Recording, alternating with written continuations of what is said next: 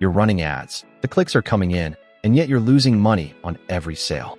It's the most demoralizing place to be in dropshipping, paying for traffic that doesn't pay you back. Today I'll show you the real reasons your ads bleed money, and the fix in the second half is one most people never even consider. First, a hard reframe. Your ad is almost never the real problem.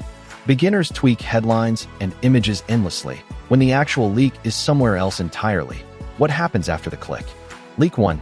You're advertising to a saturated audience. Finding a product with demand but less competition instantly makes your ads cheaper and more profitable.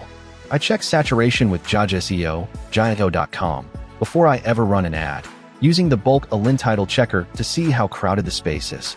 And I look at other language markets where ad competition is a fraction of English. Leak 2. Your landing experience doesn't match your ad.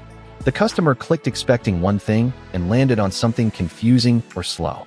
Your store has to deliver on the ad's promise in the first 2 seconds. Leak 3. Weak visuals that don't justify the price. If your product photos look like every other dropshipper's, there's no reason to buy from you specifically. Premium visuals let you command attention and margin. Now the big one. Leak 4. The fix most people never consider. Your ad brings a curious but nervous visitor, and dropshipping visitors are extra nervous about shipping and legitimacy. They have a question, right now, at the moment of highest intent. If it's not answered instantly, they leave, and you paid for that click. Every unanswered question is money you spent to lose. I plug this with Jajahelper.com. The instant a paid visitor wonders, how long is shipping? Or is this real? It answers in natural language, 24/7. It catches the exact moment your ad budget is on the line and converts it instead of wasting it. This single change can flip an unprofitable ad into a profitable one, because you finally stop paying for clicks that bounce. Leak 5. No follow-up on the ones who didn't buy.